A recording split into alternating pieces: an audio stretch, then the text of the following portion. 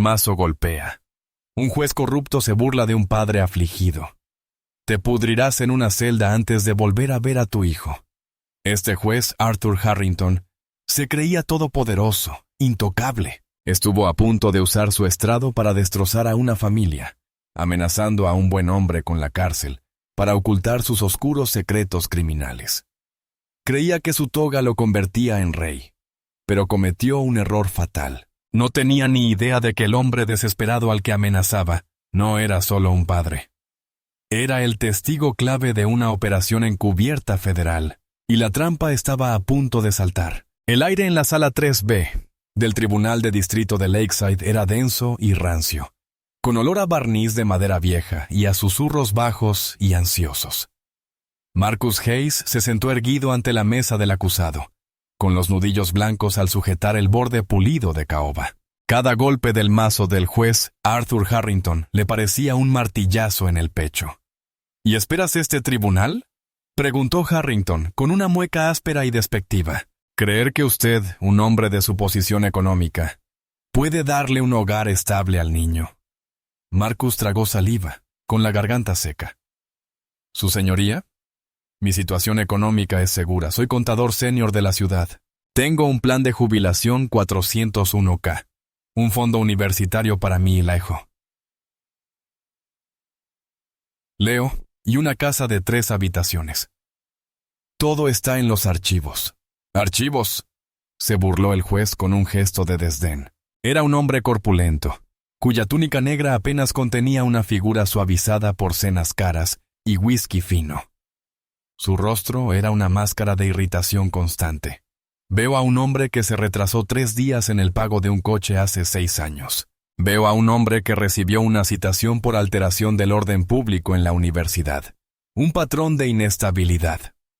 Su señoría, eso fue una broma de fraternidad hace 17 años. La abogada de Marcus, Sarah Jenkins, intervino. Era aguda, de unos 30 y tantos años, e irradiaba una frustración que apenas lograba contener. Eso no afecta la aptitud del señor Hayes como padre. Yo juzgaré lo que se necesita, consejero, espetó Harrington, y haría bien en recordarlo. Al otro lado de la sala estaban sentados Richard y Elizabeth Davenport.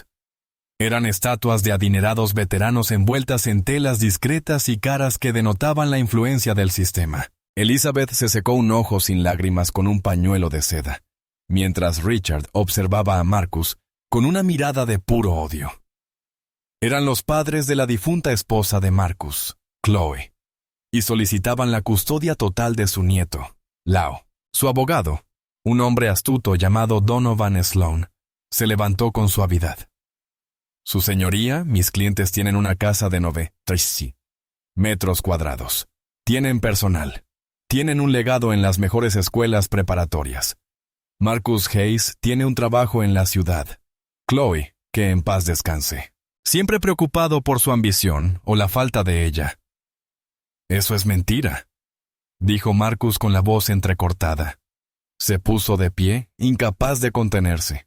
Chloe y yo construimos nuestra vida juntos. Ella me eligió. Amaba nuestro hogar. Señor Hayes, siéntese, rugió Harrington. Las venas del grueso cuello del juez se hincharon. No tendrá un arrebato en mi sala. Las decisiones de su difunta esposa son precisamente la razón por la que estamos aquí. Se casó con alguien de baja posición social, y ahora este tribunal debe arreglar el desastre. Su señoría, esto es un sesgo flagrante, dijo Sarah, de pie junto a su cliente. Es una acusación muy peligrosa, señora Jenkins. Harrington se inclinó hacia adelante, entrecerrando los ojos. Está rozando el desprecio. El corazón de Marcus latía con fuerza. Esto no era una audiencia, era una difamación.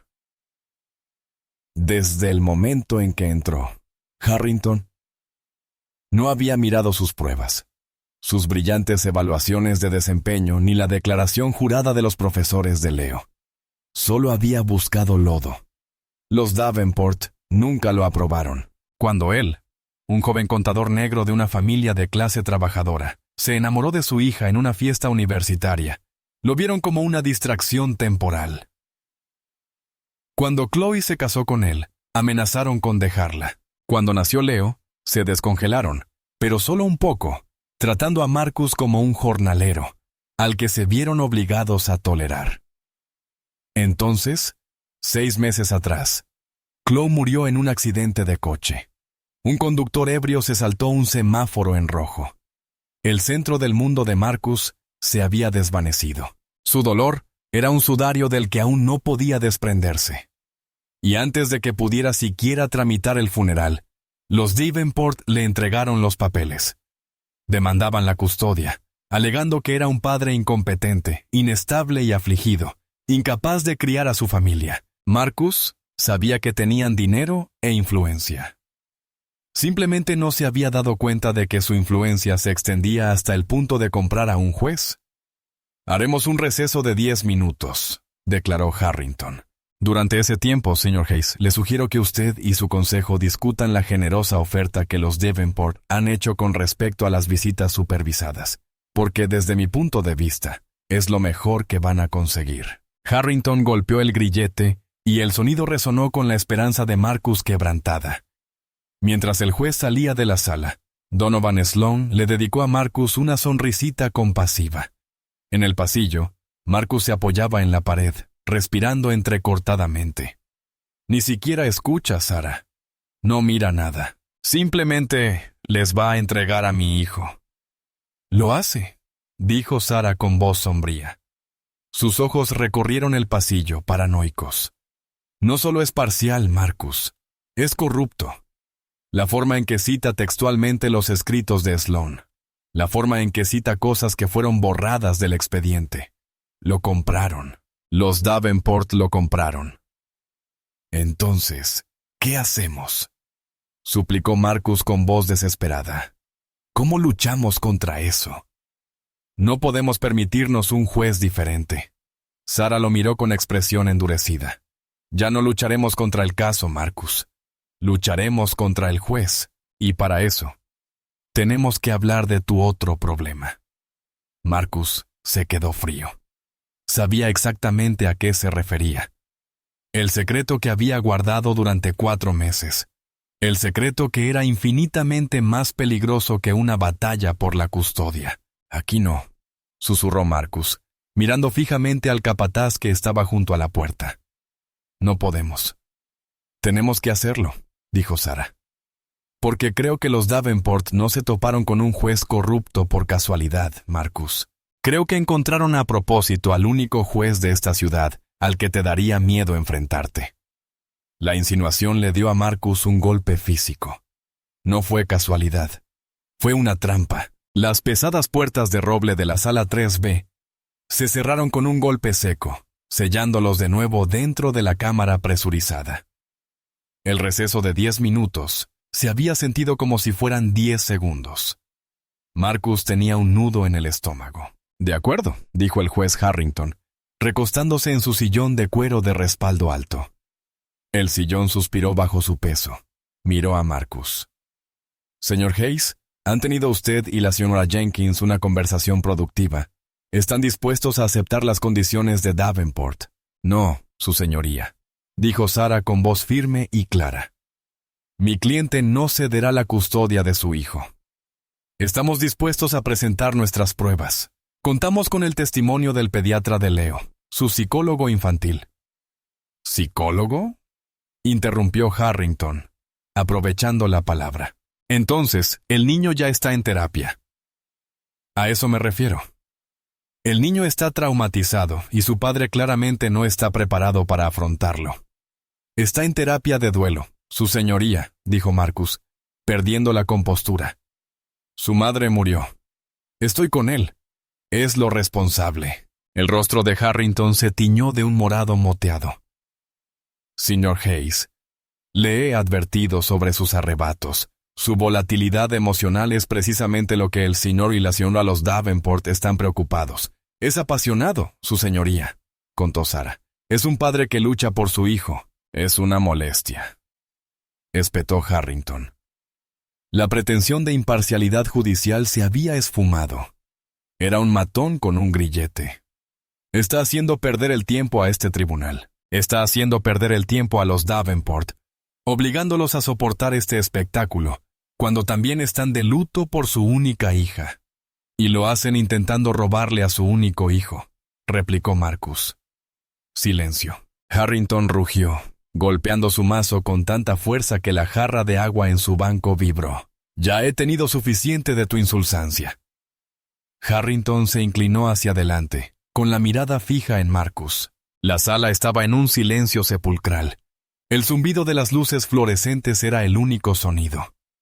Señor Hayes, comenzó el juez, bajando la voz hasta convertirse en un gruñido amenazador. Tenía en la mano una solicitud de orden de arresto presentada esta mañana por la Fiscalía de la ciudad. Sarah y Marcus intercambiaron una mirada de total confusión. ¿Qué? ¿Con qué fundamento?, preguntó Sarah. Harrington sonrió, con una expresión terrible de labios finos.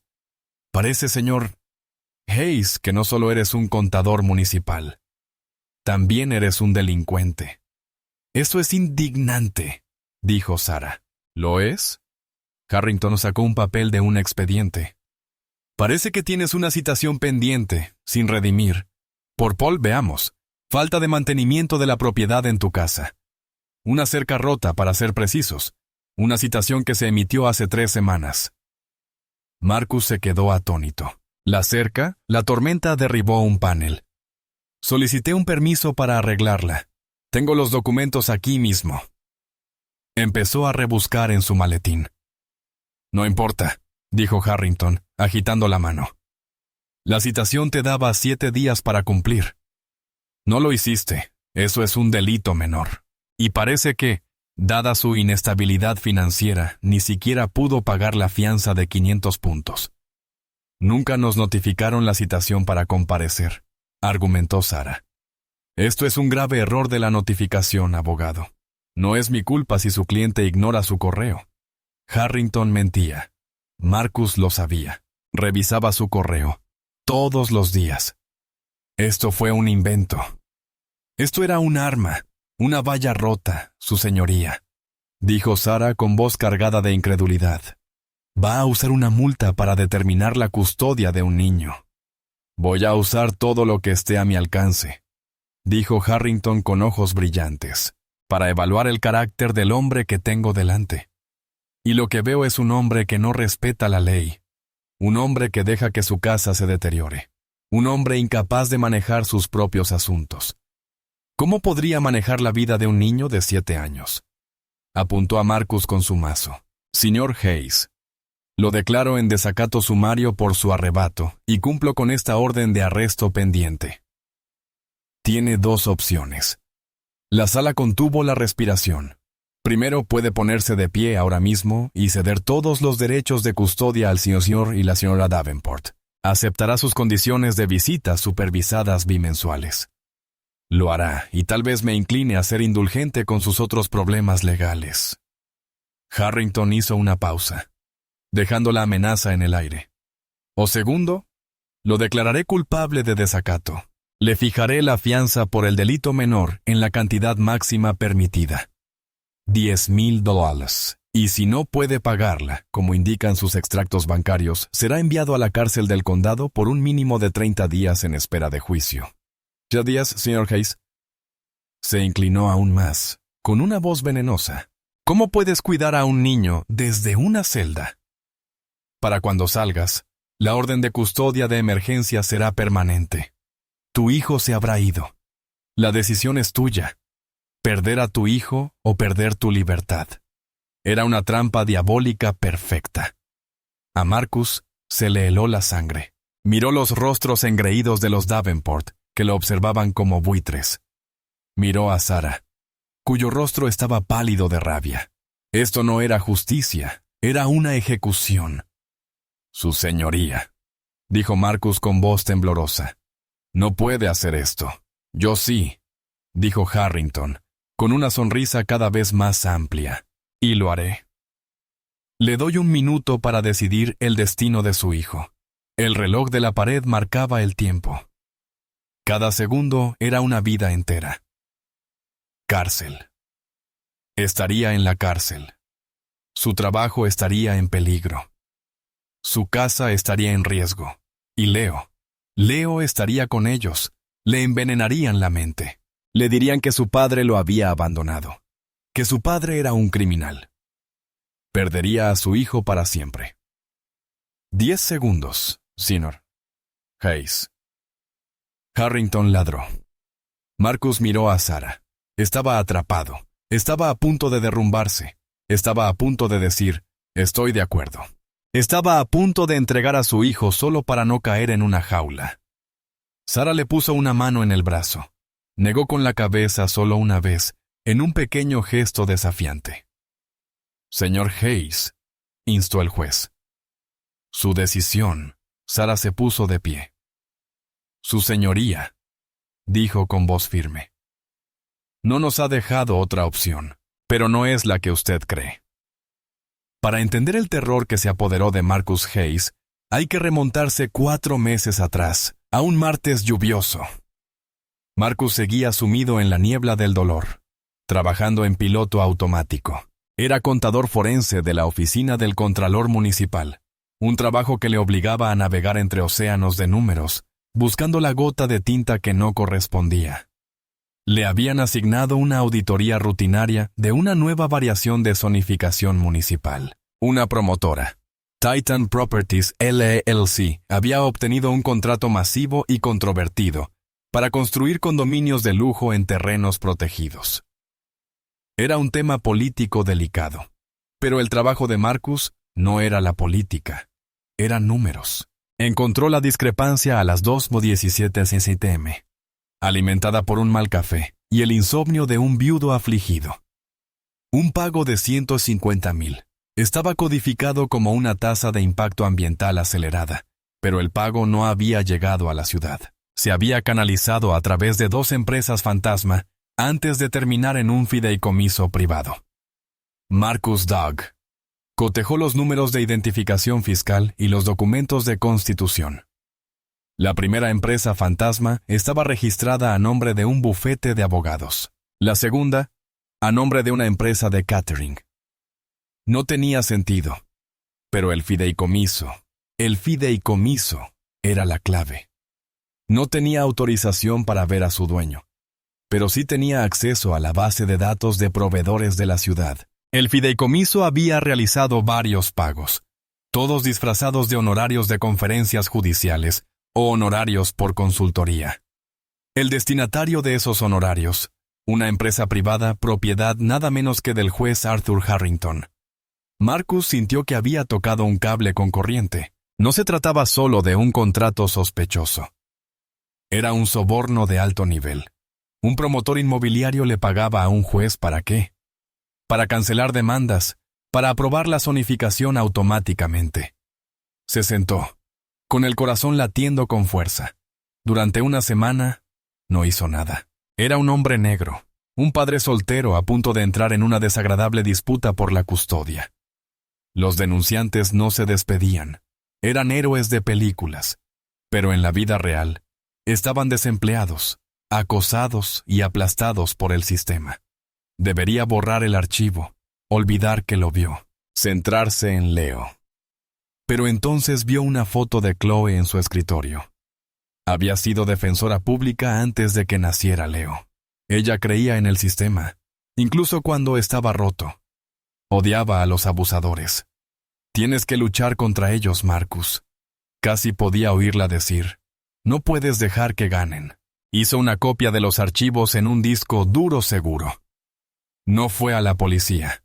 Harrington era el dueño de la policía. No fue al fiscal de distrito. Harrington jugaba al golf con el fiscal.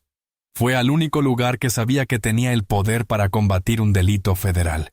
El FBI se reunió con 2 agentes en una habitación gris y estéril del edificio federal.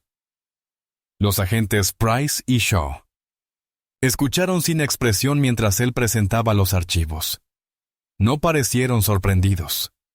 Sr. Hayes, el agente Price, dijo, ha hecho algo muy valiente y muy peligroso. Llevamos un tiempo investigando a Harrington. El agente Shaw añadió, sabíamos que era corrupto. Simplemente no teníamos el mecanismo. Ustedes lo encontraron. Lo han vinculado con el acuerdo Titan. Explicaron que Harrington era el guardián de una enorme red de sobornos. No solo aceptaba sobornos, los dirigía, usando su poder para aprobar o rechazar todos los proyectos de construcción importantes de la ciudad, extorsionando a los promotores para obtener una tajada del pastel. «Necesitamos tu ayuda para detenerlo», dijo Price. «Necesitamos que seas nuestro testigo. Necesitamos que conserves tu trabajo. Mantén los ojos bien abiertos. Él no te conoce.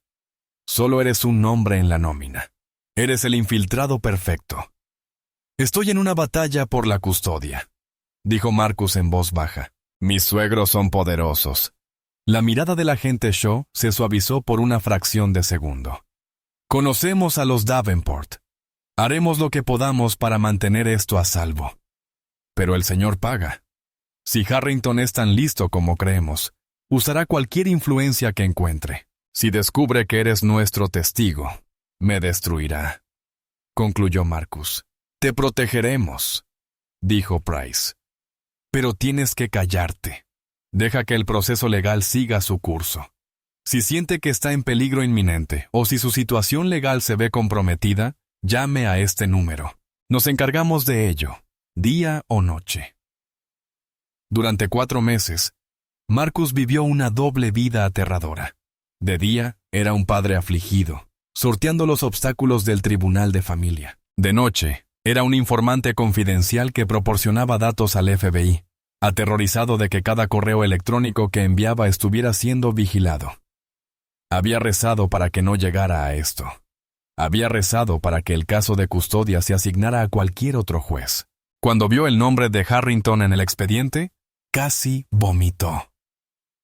Le dijo a Sarah, su abogada, que estaba sujeta al privilegio, y ella se horrorizó. Ella le aconsejó que solicitara una recusación. ¿Pero con qué fundamento? «Su señoría, no puedo estar en su sala porque estoy ayudando al FBI a construir un caso de crimen organizado en su contra. Eso lo llevaría a la cárcel por obstrucción y arruinaría todo el caso federal». Tenían que hacerse los tontos. Tenían que esperar que Harrington fuera solo un juez corrupto común y corriente, que aceptaba un simple soborno de los Davenport, y no el cerebro de un imperio criminal que sabía que Marcus era quien manejaba el hilo. Pero allí, con la amenaza de cárcel del juez sobre él, Marcus finalmente entendió la citación por la cerca rota, la orden del fiscal. No eran los Davenport. Era Harrington. Había usado su poder para desenterrar trapos sucios, fabricar un crimen y crear una herramienta de presión. No fue casualidad. Fue un ataque dirigido. El juez Harrington lo sabía. «Un minuto. Señor Hawes», repitió el juez Harrington con voz sedosa y triunfante. Miró el reloj de pared. El futuro de su hijo está en juego. Tick habla.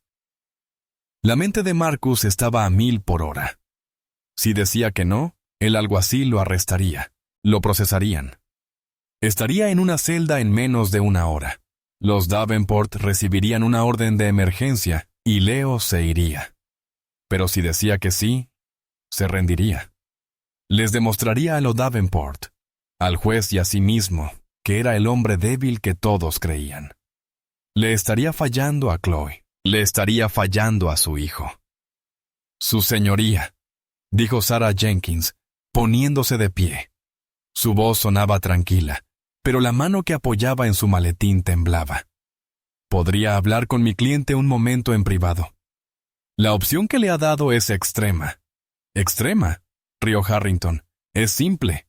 Cumplimiento o consecuencias. Pero bien. Puede tener 2 minutos en el pasillo. Baleif, escóltelos». La humillación fue abrumadora. Los sacaron de la sala como niños desobedientes. El alguacil, un hombre de rostro severo llamado Cabo Riggs, estaba junto a la puerta. En cuanto la puerta se cerró, Marcus se desplomó contra la pared, deslizándose hasta quedar sentado en el suelo pulido. Se tapó la cabeza con las manos. Él lo sabe. Marcus respiró con voz apagada. «Sarah, él lo sabe. No se trata del soborno de los Davenport. Se trata del FBI. Me está silenciando. No me va a meter en la cárcel 30 días. Va a hacer que me pierda en el sistema. Va a hacer que me maten. La paranoia, antes un zumbido bajo, ahora era una sirena estridente. Un hombre con el poder de Harrington no solo amenazó con la cárcel, amenazó con desaparecer. No lo sabemos, dijo Sarah, aunque su voz carecía de convicción. Estaba paseándose de un lado a otro, sus tacones repiqueteando furiosamente sobre el mármol. Es arrogante. Podría ser solo un cerdo codicioso que robó el dinero de los Davenport y usó la multa por la cerca como excusa. Puede que no te haya relacionado con el caso más importante. Usó a la fiscalía para conseguir una orden judicial. Sarah, por una multa por arreglo. Eso no es un simple soborno, es un ataque a gran escala. Él sabe quién soy. Bueno. Sarah dejó de caminar de un lado a otro. Respiró hondo, reprimiendo. Bueno, digamos que sí. Digamos que es el fin. ¿Qué hacemos? Le doy a Leo, susurró Marcus. Las lágrimas corrían por su rostro. Le doy a mi hijo, al menos estaré vivo. Al menos puedo, no sé, intentar luchar desde fuera. Si voy a la cárcel estoy muerto, y Leo no tiene a nadie. Sarah se arrodilló frente a él, mirándolo fijamente. Escúchame, Marcus. Si le entregas a Leo, pierdes. Él gana. Los Davenport ganan. Este monstruo corrupto del banquillo gana. Y además, seguirá siendo su objetivo. No se detendrá hasta que te desacrediten o te vayan. Ceder no te salva, solo pospone el final. Entonces, ¿qué hago?, suplicó. La mirada de Sarah se dirigió a la puerta y luego a él. Tú decides. Marcus la miró fijamente. El FBI ya está aquí. ¿Qué hará eso? Me arrestarán por obstrucción. Dijeron que me callara. Dijeron que llamara si su vida estaba en peligro, replicó Sarah, amenazando con llevarse a su hijo y encerrarla en una celda. Yo diría que eso estaba en peligro. Harrington está usando su poder judicial para manipular a un testigo federal. Eso es una escalada masiva. Los federales no estarán contentos, pero no estarán aquí cuando haga la llamada. Para cuando lleguen, estaré en una camioneta de transporte. No, no lo harás, dijo Sarah. Su rostro estaba serio. Porque voy a detenerlo. Voy a hacer algo que nos salvará o me inhabilitará.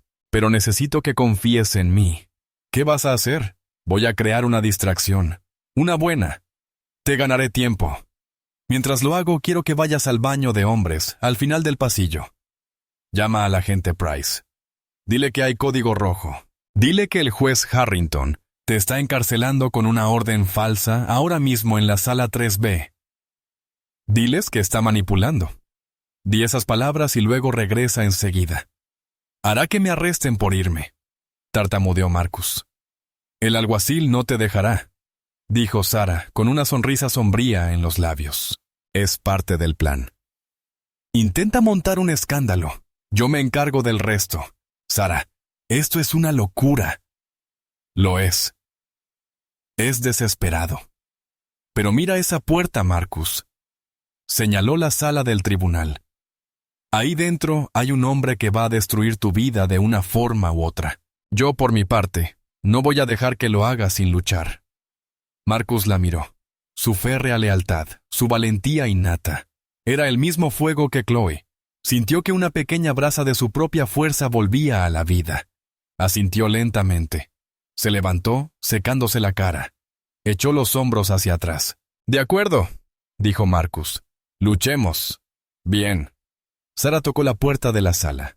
Cabo Riggs, estamos listos. El alguacil abrió la puerta con rostro impasible. Al entrar, Marcus sintió que el corazón le iba a estallar. Era el momento. En cuanto volvieron a entrar, el peso opresivo de la sala de Harrington los abrumó. Los Davenport parecían aburridos, como si esperaran el final de una tediosa subasta. El juez Harrington golpeó el escritorio con la pluma, impaciente. Bueno, preguntó Harrington, ¿ha recuperado la cordura, señor Hayes? Marcus miró a Sara. Ella asintió levemente. Su señoría, dijo Marcus con voz temblorosa pero clara. No voy a entregar a mi hijo. Un destello de genuina sorpresa cruzó el rostro de Harrington, reemplazado al instante por rabia. Idiota, siseó. Eres un completo imbécil. Acabas de desperdiciar tu vida y la de él. Levantó el grillete en alto. Por la presente, declaro a Marcus Hayes en desacato ante este tribunal. Y le recuerdo la orden de arresto pendiente. Caso 2025 C-881. La fianza se fija en 10,000, solo en efectivo. Cabo Riggs, detenga al acusado. ¿Todos de pie? El alguacil entró con voz apagada. En ese momento, el cabo Riggs desabrochó el seguro de su pistolera y dio un paso hacia la mesa del acusado. Sarah Jenkins golpeó su propia mesa con las manos. ¡No! Su voz, ya no con el tono mesurado de un abogado, era un grito. Resonó en los altos techos, silenciando por completo la sala. Incluso Riggs se detuvo, con un pie en el aire.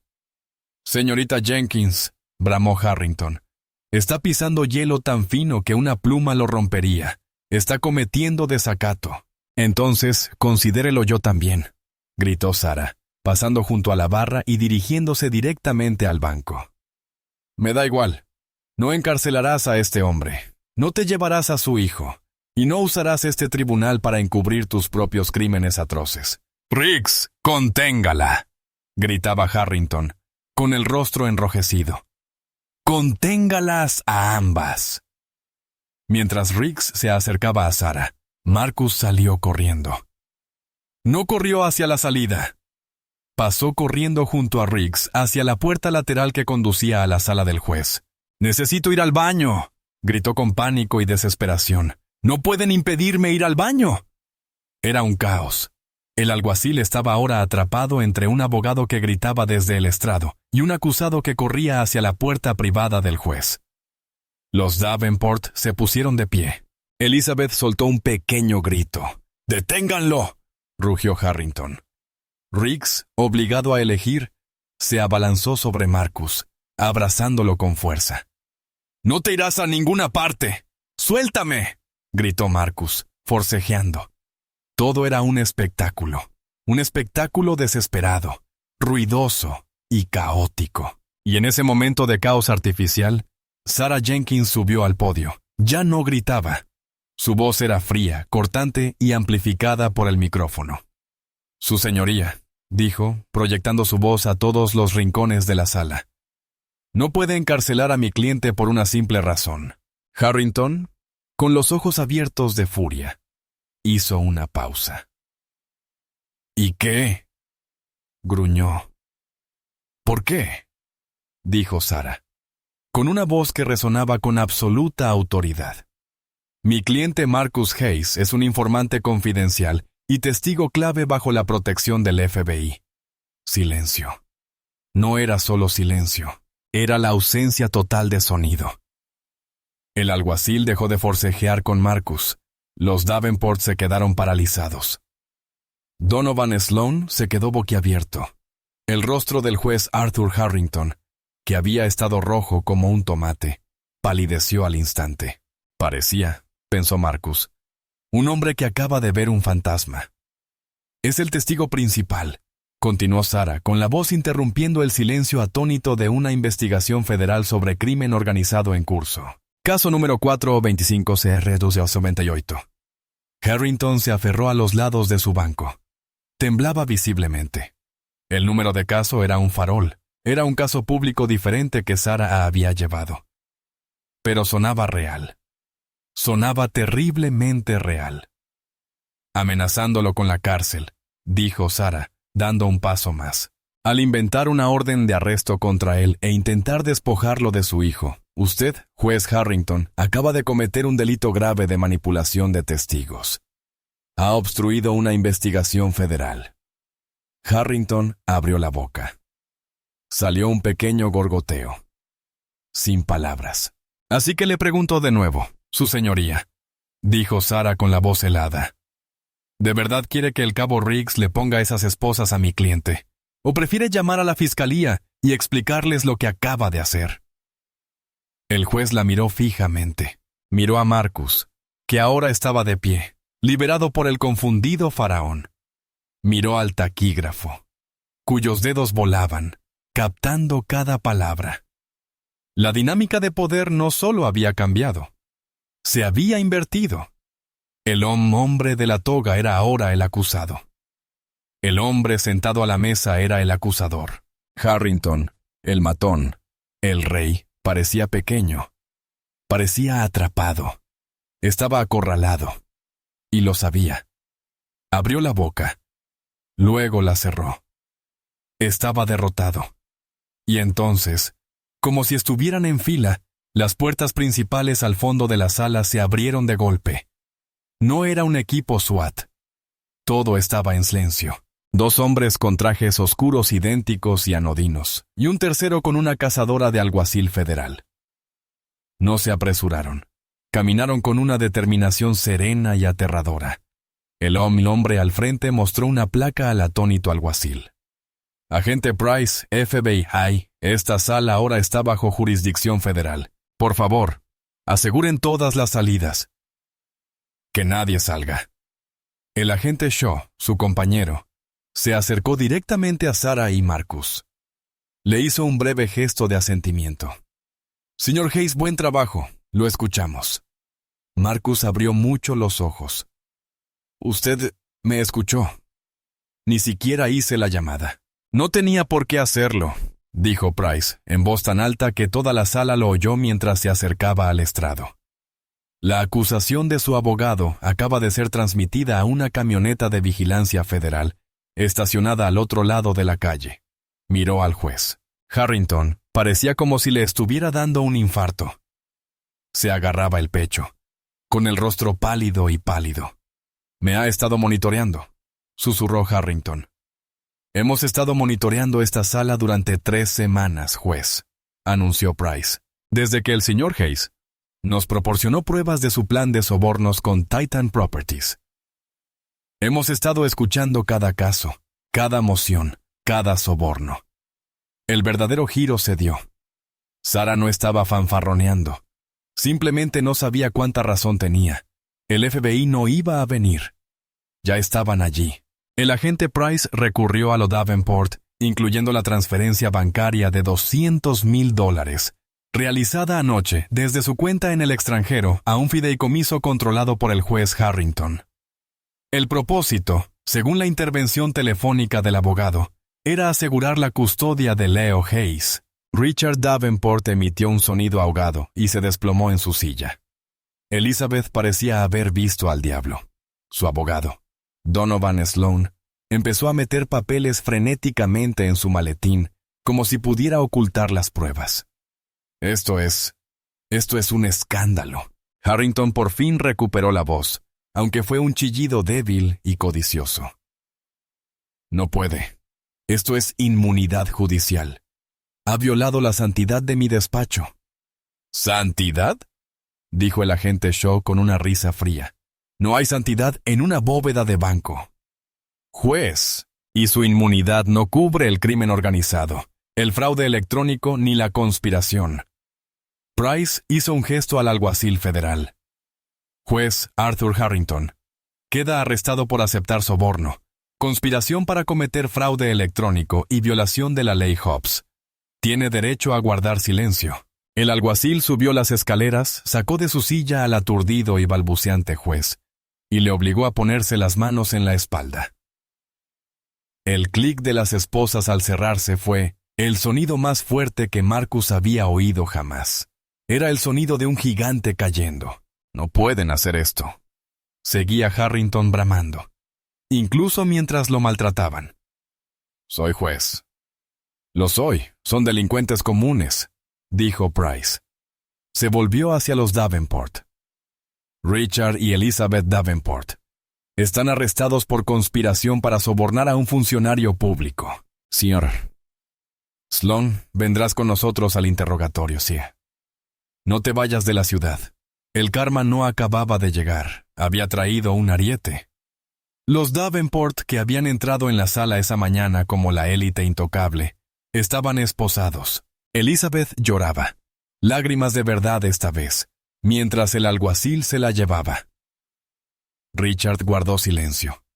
Su rostro era una máscara de orgullo destrozado. El juez Harrington, el hombre que había amenazado con encarcelar a Marcus por una valla rota, era sacado de su propia sala esposado, con la toga enrollada alrededor de la cintura. Al pasar junto a Marcus, sus ojos, desorbitados por el terror y el odio, se encontraron con los suyos. Marcus no se inmutó. No dijo ni una palabra. Se mantuvo erguido, sosteniendo la mirada del hombre que había intentado destruirlo, y lo observó hasta que desapareció. La sala del tribunal era un caos. Los periodistas ya clamaban ante las puertas cerradas, pero en medio de la tormenta, Marcus Hayes permaneció inmóvil. Sarah Jenkins le puso una mano en el hombro. «Se acabó», dijo con la voz cargada de emoción. «Se acabó», repitió Marcus. No se refería solo al juez, hablaba del miedo. Por fin había terminado. Las 3 semanas siguientes fueron una eternidad. El mundo exterior de la sala 3B había estallado en una tormenta de acusaciones mediáticas y federales. La prensa lo había tildado de Gabblegate y de rescate del rey. El juez Arthur Harrington, el titán intocable del poder judicial de Lakeside, era ahora el rostro de su podredumbre más profunda. Su imagen desastrosa, la imagen grotesca de un hombre desanimado, con la mirada hundida y aterrorizada, apareció en todos los medios de comunicación y sitios web. Para Marcus Hayes, estas 3 semanas fueron un purgatorio desorientador y estéril. No volvió a la vida de inmediato, como esperaba. Era un testigo federal. Su casa era un circo mediático con camiones de satélite estacionados en su jardín y reporteros emboscando a sus vecinos. Él y Leo no podían volver atrás. Se encontró viviendo en un mundo de siglas y protocolos. Los agentes Price y Shaw lo habían trasladado a un apartamento alquilado por el gobierno federal, un lugar impecable, de aspecto beige, sin fotos en las paredes y con muebles que parecían estar envueltos en plástico. Pasaba sus días en largas y agotadoras sesiones informativas en el edificio federal, repasando la auditoría de propiedades de los titanes, línea por línea. Era el héroe que había encontrado el hilo, el denunciante, el contador, como lo llamaban los periódicos. Pero no se sentía un héroe, se sentía como un hombre escondido. Afortunadamente, Leo se libró de lo peor. Sarah había arreglado que se quedara con la señora Hallal, su vecino anciano y ferozmente protector, quien había sacado al niño a escondidas por la puerta trasera, bajo una manta el día que se supo la historia. Marcus vio a su hijo, pero fue en momentos robados. Un abrazo rápido y lloroso en la parte trasera de un sedán del gobierno, una videollamada forzada desde su apartamento temporal, con la vocecita de Leo preguntando: «Papá, ¿por qué no podemos ir a casa? La tele de Gable está muy alta». «Pronto, amigo, te lo prometo. Solo pórtate bien con ella. Nos vemos muy pronto». «Te quiero». «Yo también te quiero, papi». ¿Se han ido los malos?» Marcus tuvo que tragarse el nudo en la garganta. «Sí, amigo. Se han ido. Pero no del todo». La última pieza aún no se había tocado. Los Davenport, en libertad bajo fianza multimillonaria, seguían siendo técnicamente los abuelos de Leo. Su petición de custodia seguía activa, un expediente canceroso en el sistema esperando una sentencia definitiva. Y entonces llegó la llamada de Sarah. «Ya es hora, Marcus. Han asignado una nueva jueza. Una buena. María Sánchez. Esta vez estamos en el tribunal de familia, no en el de distrito. Es hora de ir a buscar a tu hijo para siempre». Marcus se sentó a la mesa del acusado. Aunque en esta sala solo era una simple mesa de madera clara, no había una plataforma elevada y amenazante. La sala en sí era la antítesis de la cámara de Harrington, donde la sala 3B había sido oscura, pesada y revestida con madera del color de la sangre seca. Esta sala era luminosa. La luz del sol se filtraba a través de una pared de altos ventanales. El sello estatal en la pared parecía pulido y orgulloso, no deslustrado, pero un tribunal seguía siendo un tribunal. El corazón de Marcus latía con fuerza contra sus costillas. Tenía las palmas de las manos empapadas de sudor. Se tensó instintivamente cuando la alcaide, una joven de rostro amable, dijo: todos de pie. La honorable María Sánchez presidía. Se estremeció. El sonido de la puerta al abrirse, el roce de la bata, todo lo hizo volver en sí. Era una rata en una trampa, y el grillete estaba a punto de caer. Sara, percibiendo su pánico, le puso una mano en el brazo. «Respira, Marcus», susurró. «Esto no es eso. Este es el epílogo». La jueza María Sánchez era una mujer menuda, de mirada penetrante y cabello plateado recogido en un moño severo. Irradiaba un aire de inteligencia sensata. Pero sus ojos, al recorrer la sala, no reflejaban la crueldad de Harrington. Transmitían una profunda y cansada tristeza. Se sentó y abrió el expediente. Al otro lado de la sala había 2 sillas vacías y una mesa donde deberían haber estado los Davenport y su abogado. «Veo que los demandantes no están presentes», dijo la jueza Sánchez con voz clara y nítida. Un nuevo abogado, un joven llamado Petersonen, con aspecto nervioso, se puso de pie. «Señor Peterson, en representación de los peticionarios, tu señoría.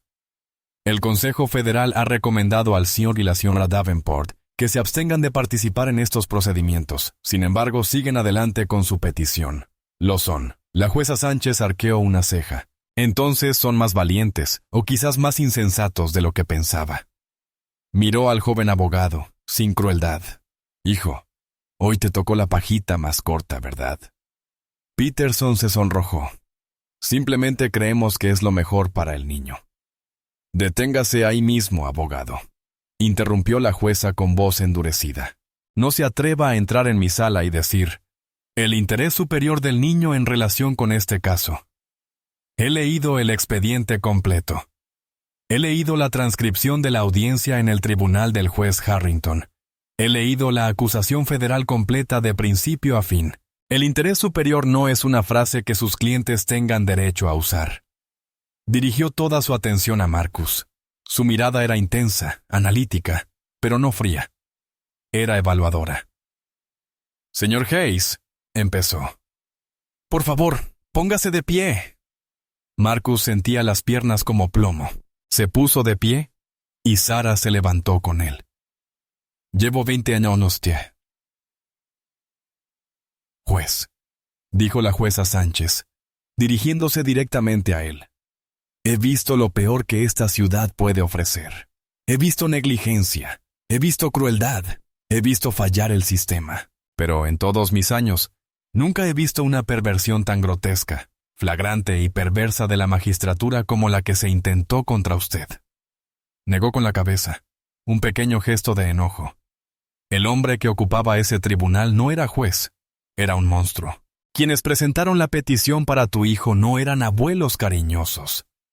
Eran conspiradores. Lo que te pasó no fue un proceso legal. Fue un asalto. Hizo una pausa, respiró hondo y se compuso visiblemente. Mi trabajo hoy es doble. Primero, es formalizar lo que el mundo ya sabe. Y segundo, quiero ofrecerle, en nombre del Poder Judicial de Lakeside, la más profunda y humilde disculpa que soy capaz de ofrecer. Marcus sintió que se le doblaban las rodillas. Sara extendió la mano para sujetarlo. No se había dado cuenta de que estaba conteniendo la respiración. La soltó con un jadeo entrecortado y tembloroso. La petición de custodia, presentada por Richard y Elizabeth Davenport, declaró la jueza Sánchez con voz firme. Se desestima con absoluto perjuicio. Se declara que esta petición es frívola, maliciosa y presentada de mala fe como parte de una conspiración criminal. No había terminado. Además, con base en la evidencia de intento de soborno, conspiración y el claro peligro emocional y psicológico que representan para la menor, emito una orden de alejamiento permanente. A Richard y Elizabeth Davenport se les prohíbe cualquier contacto con su nieto. Leo Hayes. No deben acercarse a menos de 1000 yardas de él, su casa ni su escuela. No deben contactarlo por teléfono, correo ni a terceros a perpetuidad. ¿Está claro, señor Peterson? El joven abogado parecía estar a punto de vomitar. Sí, su señoría. Crystal. Bien, ahora sobre su aptitud, señor Hayes. La voz del juez se suavizó. Bajó la vista hacia sus papeles y luego volvió a mirarlo. Sus suegros y un juez corrupto hicieron todo lo posible para presentarlo como inestable, inepto e incapaz. Fracasaron. Tengo aquí una declaración jurada del pediatra de su hijo, su psicólogo infantil, su director y 3 vecinos diferentes. Todos usan las mismas palabras: cariñoso, estable, dedicado, responsable, un padre excepcional.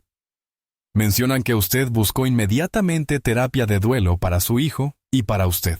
Mencionan su impecable historial laboral, lo que, debo añadir, lo convierte en un héroe de la ciudad. Mencionan su diligencia al gestionar la educación de su hijo. Presentan la imagen, señor Hayes, de un hombre que, a pesar de sufrir la peor pérdida imaginable, lo ha hecho todo bien. Por lo tanto, dijo con voz cálida, es un honor y un privilegio para este tribunal otorgar a Marcus Hayes la custodia legal y física, completa, exclusiva y permanente, de su hijo, Leo Hayes. No habrá más visitas. No habrá más audiencias. Este asunto está cerrado. La jueza Sánchez levantó su mazo. Marcus lo observó. Ya no era un arma. Era un escudo. Golpeó el bloque. Fue un golpe suave y definitivo. El sonido de su libertad. El sonido de su futuro. Marcus se disolvió. La fuerza que lo había sostenido durante 6 meses. Tras la muerte de Chloe, el FBI, las amenazas, el juicio, todo se desvaneció. Se desplomó en la silla y se tapó la cabeza con las manos, con los hombros temblando mientras sollozos silenciosos y desgarradores lo desgarraban. Se acabó. Por fin, se acabó. Sara lo abrazó, con las lágrimas deslizándose por su rostro. Lo lograste, Marcus, susurró con voz ronca. Lo lograste. Ganaste. Eres libre. Pasaron varios minutos antes de que pudiera levantarse y caminar hacia el estrado del juez. El juez Sánchez se había puesto de pie y lo esperaba. Señor Hayes, dijo, extendiendo la mano. Él la tomó. Su apretón era firme. Eres un buen hombre. Eres un buen padre.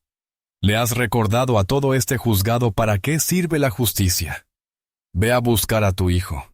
Gracias, su señoría, susurró Marcus con voz rugiente. Gracias. Condujo directo a la escuela de Leo, pasando por alto el apartamento temporal, pasando por alto su antigua vida. Se sintió ligero. La ciudad, que durante tanto tiempo le había parecido un laberinto de enemigos, lucía hermosa. El sol brillaba, el cielo de un azul intenso. Ni siquiera encendió la radio. Simplemente condujo, respirando. Entró en la secretaría de la escuela. La directora, la señora Albright, lo vio y de inmediato esbozó una amplia sonrisa. «Señor Hayes, nos enteramos», dijo, rodeándolo de su escritorio para darle un abrazo impulsivo. «Maravillosas noticias». «¿De verdad? Está en la biblioteca. Te ha estado esperando».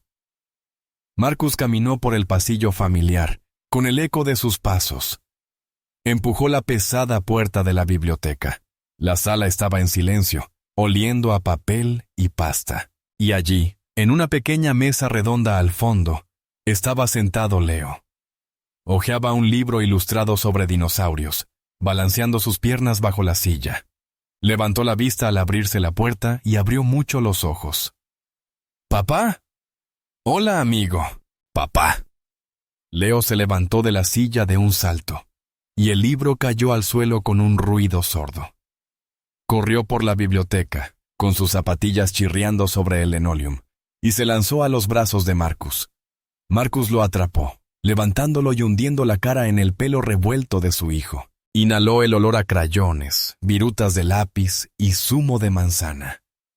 Lo abrazó con tanta fuerza, como si intentara fusionar sus cuerpos para compensar las semanas perdidas en un solo abrazo.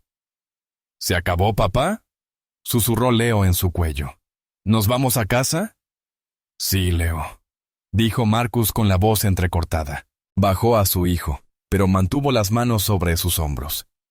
Lo miró directamente a los ojos. Se acabó. De verdad, esta vez. Nos vamos a casa para siempre. Para siempre. Solo tú y yo. Bien, dijo Leo, asintiendo con seriedad y solemnidad. ¿Podemos pedir pizza? Marcus rió, una risa realmente oxidada que le salió del pecho. Podemos pedir toda la pizza. Vámonos. Sacó a Leo de la escuela y lo abrochó en su asiento infantil. El camino a casa fue una alegre cacofonía. Leo charló sobre el tiranosaurio Rex, sobre un dibujo que hizo, sobre lo dormido que estaba el gato de la señora Gable, Barnaby. Marcus simplemente escuchaba. El sonido de la voz de su hijo borraba las últimas manchas del apartamento estéril y la hostil sala del tribunal. Cuando entraron en su calle, reinaba el silencio. Los camiones de satélite habían desaparecido. Los reporteros habían pasado al siguiente escándalo. Era solo su calle. Su casa. Marcus aparcó en la entrada. Miró la casa. Era solo una casa, pero era suya. Bajó a Leo y caminaron hasta la puerta principal. Marcus se detuvo. Lo vio. El panel de la valla roto. La falta de mantenimiento de la propiedad. El arma que Harrington había fabricado. La fianza de 500 puntos. La amenaza de 30 días de cárcel. Todo estaba allí. Un solo trozo de madera deformada y astillada, colgando torcida de su bisagra. Marcus lo miró fijamente. Era la manifestación física de su pesadilla. «Sigue roto, papá», dijo Leo, señalando. Marcus asintió lentamente. Caminó hacia él, con Leo detrás. Tocó la madera áspera. Sintió la astilla. Recordó el terror que lo había invadido. «Sí, lo es», dijo Marcus. Agarró el panel con ambas manos, comprobando su peso. «¿Sabes qué? Estoy harto de mirar esto». Con un repentino grito gutural, arrancó el panel roto de sus bisagras. Los clavos oxidados chirriaron en protesta y la madera se partió, pero se soltó. Sostuvo el pesado objeto roto en sus manos. Lo miró un largo instante. Luego lo llevó a los cubos de basura junto a la casa y lo arrojó al suelo de golpe. Se quedó allí, respirando con dificultad, con las manos sucias. «¡Guau, papá!», dijo Leo con los ojos muy abiertos. «Eres fuerte». Marcus se giró con una lenta sonrisa extendiéndose por su rostro. Se sentía más ligero que nunca. «Vamos, amigo, entremos. Tengo que pedir esa pizza».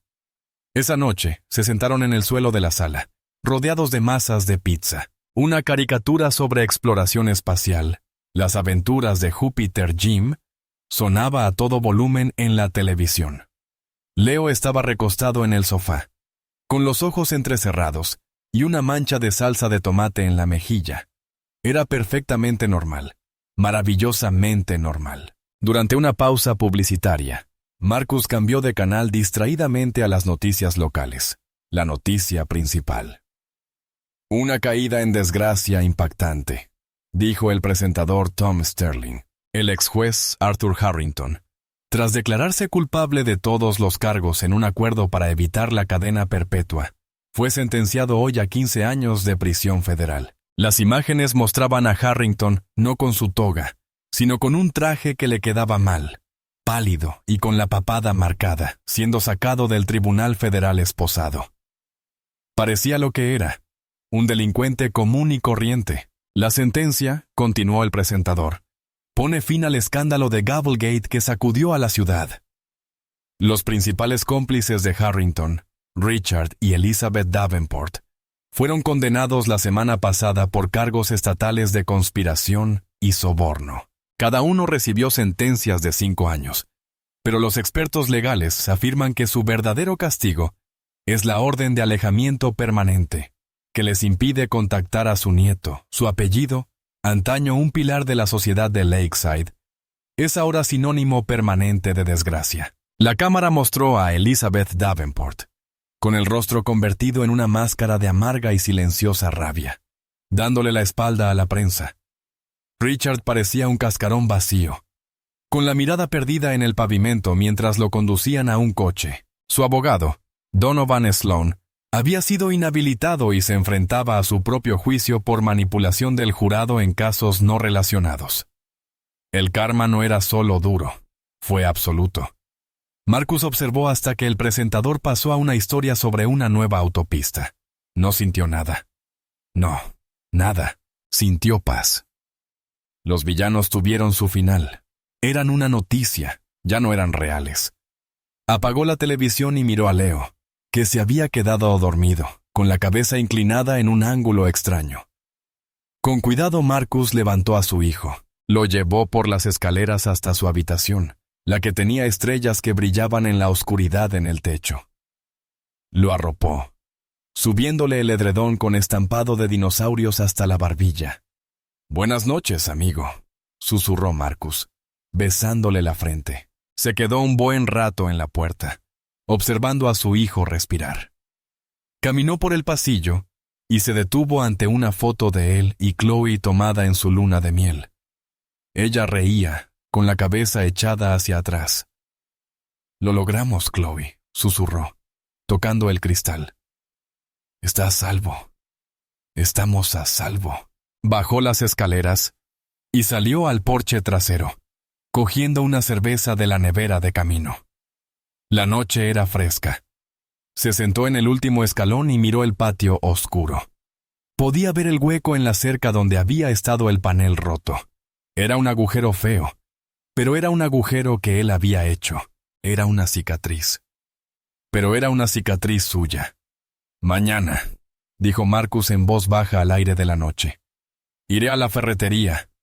Compraré madera nueva. Lo arreglaré mañana». Dio un largo trago. No era un acusado, no era un testigo, no era un héroe. Solo era un padre sentado en el porche trasero de su casa. Y por fin estaba en casa. La justicia no siempre es ciega. A veces solo se necesita alguien lo suficientemente valiente como para encender las luces. Marcus Hayes entró en la sala del tribunal esperando perderlo todo. En cambio, su integridad expuso la misma corrupción que buscaba destruirlo. El juez Harrington y los Davenport aprendieron que el karma mantiene registros perfectos y que la factura siempre llega. Su poder y riqueza no eran rivales para el amor de un padre y la verdad. ¿Qué opinas de la impactante caída de los jueces? ¿Crees que el sistema funcionó? ¿O Marcus simplemente tuvo suerte de que el FBI ya estuviera escuchando? Comparte tu opinión en los comentarios. Tu perspectiva importa. Si te gustan las historias donde se impone un karma duro y los corruptos reciben justo lo que merecen, dale a me gusta a este video. Compártelo con alguien que necesite justicia y, sobre todo, suscríbete al canal para ver más dramas impactantes de la vida real cada 8.